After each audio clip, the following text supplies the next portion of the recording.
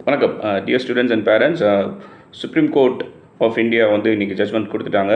NEET பற்றி NEET 2024 பற்றின cases வந்து ஜூன் 8லேருந்து நடந்துகிட்ருக்கு. ஸோ அதுக்கு ஜட்ஜ்மெண்ட் வந்திருக்கு. உங்கள் எல்லாத்துக்குமே தெரியும். ரீநீட் நடத்த வேண்டாம், அதுதான் மெயின். ஸோ அந்த வெர்டிக்டோட முக்கியமான பாயிண்ட் என்ன அப்படின்னா, நீட் நடத்தணும் அப்படிங்கிறதுக்கு எந்த ஒரு அவசியமும் இல்லை. No evidence to concur re NEET 2024 அப்படிங்கிறது தான் அவங்க தெளிவாக சொல்லியிருக்காங்க. எஸ், இதில் நிறைய ஜட்மெண்ட்டில் என்ன முக்கியமான விஷயங்கள் சொல்லியிருக்காங்க அப்படின்னா, கொஸ்டின் பேப்பர் லீக் வந்து சிஸ்டமிக் லெவலில் நடக்கலை. Okay, IIT Madras data analysis பண்ணி சில விஷயங்கள் கொடுத்துருக்காங்க சுப்ரீம் கோர்ட் ஆஃப் இந்தியாவுக்கு.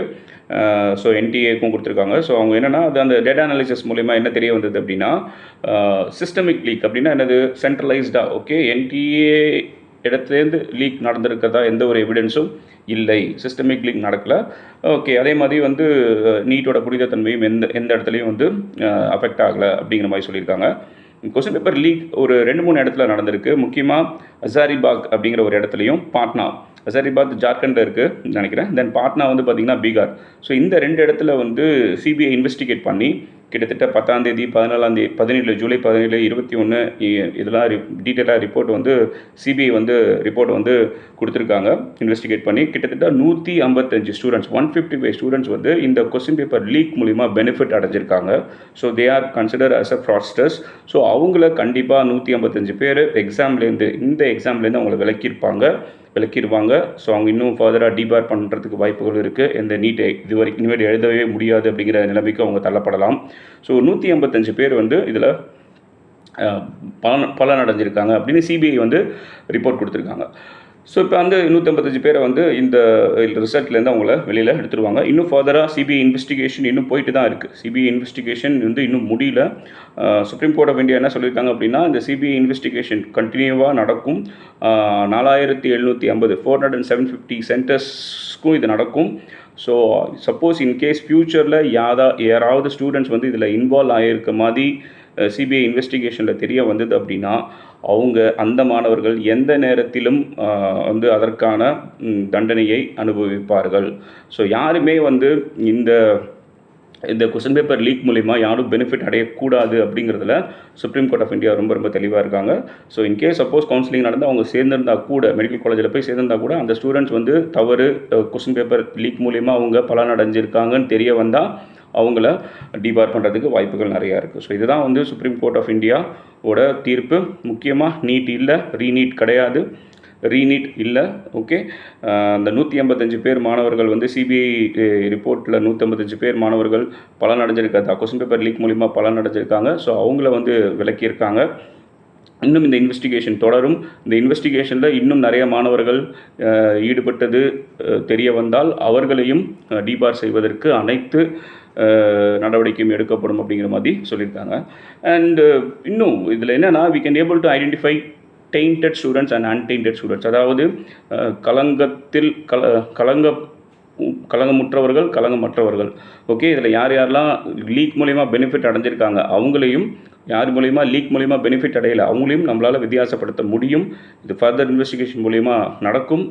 எந்த நேரத்திலும் at any stage of the counselling ஸ்டேஜ்லையோ, இல்லை அட்மிஷன் ஸ்டேஜ்லையோ, இல்லை காலேஜ் நடந்து அவங்க ஃபஸ்ட் இயர் ஜாயின் பண்ணி அந்த ஸ்டேஜ் வரைக்குமே போனால் கூட அவங்க இந்த கொஸ்டின் பேப்பர் லீக்கில் பெனிஃபிட் அடைஞ்சிருக்காங்க அப்படின்னு தெரிய வந்தால் அவங்க கண்டிப்பாக தண்டிக்கப்படுவார்கள்.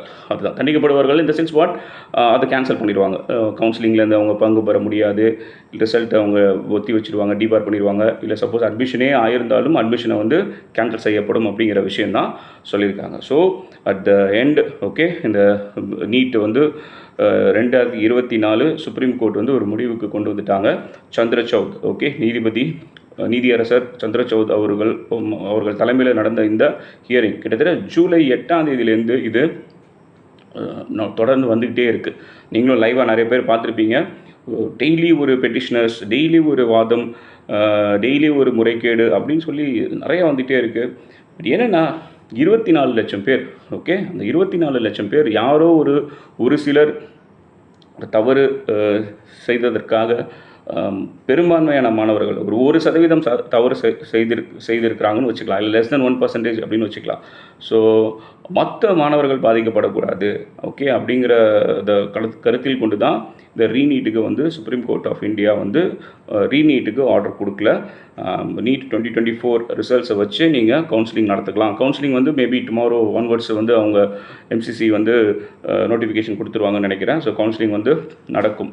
ஸோ இப்போ நம்ம முதல்ல கவுன்சிலிங் வந்து இப்போ அடுத்த தலைவலி என்ன அப்படின்னா கட் ஆஃப் எனக்கு கிடைக்குமா, என் மார்க்குக்கு கிடைக்குமா அப்படிங்கிற ஒரு பெரிய தலைவலி நம்ம எல்லாத்துக்குமே இருக்கும். எஸ், நம்ம ஒரு மார்க் எடுத்தாச்சு, இந்த மார்க் இனிமேட்டு என்ன பண்ண போகிறது கிடையாது, நம்மளால் மாற்ற முடியாது. ஸோ நம்ம போட்ட உழைப்பிற்கு தகுதியான மார்க் நமக்கு கிடைச்சிருச்சு. இப்போ நம்ம என்ன பண்ணுவோம், கவுன்சிலிங் அப்ளை பண்ணுவோம். ஒரு பெரிய ரிக்வஸ்ட் என்ன அப்படின்னா, நல்ல மதிப்பெண்கள் பெற்றவர்கள், ஒரு 600 மார்க் 650 மார்க் மேலே எடுத்தவர்கள், அதுதான் சொல்லலை, எல்லாருமே கவுன்சிலிங்கில் பார்ட்டிசிபேட் பண்ணணும். ஆல் இண்டியா கவுன்சிலிங் எல்லாருமே அப்ளை பண்ணணும். 1 லட்ச ரூபா 2 லட்ச ரூபா கொடுத்து படிக்கிறீங்க, சிபிஎஸ்சி ஸ்கூலில் மெட்ரிக் ஸ்கூலில் அவ்வளோ காசு கொடுத்து படிக்கிறோம், ரிப்பீட்டர்ஸ் பண்ணுறோம், ரீரிப்பீட்டர் பண்ணுறோம், அவ்வளோ செலவு பண்ணுறோம் படிப்புக்காக. ஒரு கவுன்சிலிங்கில் நம்ம பங்கு பெறதில் நமக்கு என்ன குறைச்சல்? தைரியமாக டெபாசிட் 1000 ரூபா கட்ட சொல்லுவாங்க, அப்ளிகேஷன் ஃபீஸ் ஒரு 1000 ரூபா 1500 இருக்கும். டெபாசிட் வந்து 5000 ரூபா திருப்பி கொடுத்துருவாங்க. சீட்டு கிடைச்சாலும் திருப்பி கொடுத்துருவாங்க, சீட்டு கிடைக்கலனாலும் திருப்பி கொடுத்துருவாங்க. ஸோ இதில் கவுன்சிலிங்கில் பங்கு பெறுறதில் நமக்கு என்ன தயக்கம்? சீட்டு கிடைக்குமா, என் மார்க்குக்கு சீட்டு கிடைக்குமா? சார், நீங்கள் பார்ட்டிசிபேட் பண்ணுங்கள், நீங்கள் கலந்துக்கோங்க, அது ஒரு அனுபவம் தானே. கிடைக்குமா கிடைக்காதான்னு கலந்துக்கிட்டு ட்ரை பண்ணி பாருங்களேன். நீங்கள் வந்து நம்ம வந்து மற்றவங்கள ரெஃபரன்ஸ், எஸ், மற்றவங்க சொல்கிறத நம்ம வந்து ஒரு ஐடியாவாக கேட்டுக்கலாம். பட் இருந்தாலும் நம்ம அந்த கவுன்சிலிங்கில் பங்கு பெற்று அந்த கவுன்சிலிங் மூலயமா நமக்கு சில அனுபவங்கள் கிடைக்குதா கிடைக்கலையா, நம்ம சாய்ஸ் ஃபில் பண்ணுவோம், வேண்டிய இடத்துல சாய்ஸ் ஃபில் பண்ணுவோம். இல்லை எல்லா காலேஜுக்கும் சாய்ஸ் ஃபில் கொடுக்கலாம், கவர்மெண்ட் காலேஜ் எல்லாமே கொடுக்கலாம், எம்பிபிஎஸ் கொடுக்கலாம், பிடிஎஸ் கொடுக்கலாம். ஆல் இண்டியா கோட்டா நான் சொல்கிறேன், all India quota counselling apply பண்ணுங்கள். அதிக மதிப்பெண்கள் ஆல் இண்டியா கோட்டா சீட்டு கிடச்சிச்சின்னா தயவுசெய்து போய் சேர்ந்துருங்க. ஏன்னா பிகாஸ் நீங்கள் செய்கிற ஒரு மிகப்பெரிய ஒரு சமுதாய பொறுப்பு, கடமை இது. எந்த காலேஜுக்கு கிடைச்சாலும் நீங்கள் ஆல் இண்டியா கோட்டாவில் போய் சேருங்க. எந்த காலேஜில் படித்தாலும் எம்பிபிஎஸ் தான் சொல்லி தர போகிறாங்க. ஸோ எல்லா காலேஜ்லேயுமே எல்லாமே நல்ல காலேஜ் தான், இங்கே கெட்ட காலேஜ்னு ஒன்று கிடையவே கிடையாது. ஸோ அதனால் வந்து ஆல் இண்டியா கவுன்சிலிங் அப்ளை பண்ணி நல்ல மதிப்பெண்கள் பெற்றவங்க, ஸோ அவங்க ஆல் இண்டியா கோட்டாவில் போனீங்க அப்படின்னா உங்களுக்கு கீழே, உங்களுக்கு கம்மியாக மார்க் எடுத்தவங்களுக்கு ஸ்டேட் கோட்டாவில் வாய்ப்பு கிடைக்கும். ஸோ ஸ்டேட் கோட்டா நம்ம ஆல் இண்டியா கோட்டாவில் எவ்வளோக்கு எவ்வளோ போகிறோமோ 15% ஆல் இண்டியா கோட்டா இருக்கு இல்லையா, ஸோ அதில் நம்ம மேக்ஸிமம் அட்லீஸ்ட் நம்ம தமிழ்நாட்டில் இருக்கிற ஆல் இண்டியா சீட்ஸையாவது நம்ம ஃபில் பண்ணுவோமே. எங்கே வேணாலும் நீங்கள் போய் படிக்கலாம், ஆல் இண்டியாவில் நீங்கள் எங்கே வேணாலும் போய் படிக்கலாம். அட்லீஸ்ட் தமிழ்நாட்டில் இருக்கிற ஆல் இண்டியா சீட்ஸு நம்மளே ஃபில் பண்ணால் நம்ம தமிழக மாணவர்களுக்கு நம்ம கூட படித்தவங்களுக்கு ஒரு ஆப்பர்ச்சுனிட்டி இருக்கும் தானே. ஸோ அதனால் ஆல் இண்டியா கவுன்சிலிங் அப்ளை பண்ணுங்கள், பார்ட்டிசிபேட் பண்ணுங்கள், சீட் கிடைச்சா போய் சேருங்க. ஓகே, தென் அப்புறம் ஸ்டேட் கவுன்சிலிங் வரும், அதுக்கு நம்ம பார்ட்டிசிபேட் பண்ணுவோம். ஆயுஷ் கவுன்சிலிங் இருக்குது, ஆயுஷ் கவுன்சிலிங்கும் ஸ்டேட் கவுன்சிலிங் இருக்குது, ஆல் இண்டியா கவுன்சிலிங் இருக்குது, அதுலேயும் பார்ட்டிசிபேட் பண்ணுவோம். கடைசி வரைக்கும் போராடி நமக்கு என்ன கிடைக்குது அப்படிங்கிறத பார்க்கலாம். ஸோ இதுதான். ஸோ இப்போ வந்து ஒரு முடிவுக்கு வந்துருச்சு இன்றைக்கி. நம்ம அடுத்து இந்த கவுன்சிலிங் அப்ளை பண்ணி நமக்கு சீட் கிடச்சிச்சின்னா, ஓகே, நமக்கு நிறைய சாய்ஸ் இருக்குது. நீட் மதிப்பெண் மூலியமாக நம்ம எந்தெந்த கோர்ஸ் போகலாம், எம்பிபிஎஸ் போகலாம், பிடிஎஸ் போகலாம், ஓகே, பிஏஎம்எஸ் போகலாம், பிஎஸ்எம்எஸ் போகலாம், பிஹெச்எம்எஸ் போகலாம். 5 கோர்ஸ் ஆகிடுச்சு. 6வது veterinary, all India quota veterinary போகலாம், நர்சிங் ஆல் இண்டியா கோட்டா போகலாம். ஸோ இது மாதிரி நிறைய விஷயங்கள் இருக்குது. 7 கோர்ஸ் பக்கமாக இருக்குது. இதில் ட்ரை பண்ணுவோம் நம்ம. ஆல் இண்டியா வெட்டினரிக்கும் தனியாக நீங்கள் அப்ளை பண்ண வேணாம். ஆல் இண்டியா கோட்டா நீங்கள் அப்ளை பண்ணாலே அது வெட்டினரி காலேஜஸும் அதில் காமிச்சிருவாங்க. ஸோ நம்ம இந்த ஆப்பர்ச்சுனிட்டியை நம்ம வேஸ்ட் பண்ணாமல் நம்ம பயன்படுத்திக்குவோம். ஸோ என்னுடைய ரிக்வஸ்ட் வந்து, to participate in all India counselling and if you get a seat please choose and go and join. So நீங்கள் அதில் ஜாயின் பண்ணிங்க அப்படின்னா நம்ம ஸ்டேட்டில் இருக்கிற நம்மளுடைய தமிழக மாணவர்களுக்கு சீட்டு கிடைக்கும். ஸோ இவ்வளோ கோர்சஸ் இருக்குது, எந்த கோர்ஸ் வேணாலும் நீங்கள் சேர்ந்து படிக்கலாம். இல்லை இன்னொரு தடவை ட்ரை பண்ணுறேன், ரிப்பீட் பண்ணுறனாலும் நீங்கள் ரிப்பீட் பண்ணலாம். பட் ஃபஸ்ட்டு கவுன்சிலிங் அப்ளை பண்ணுங்கள்.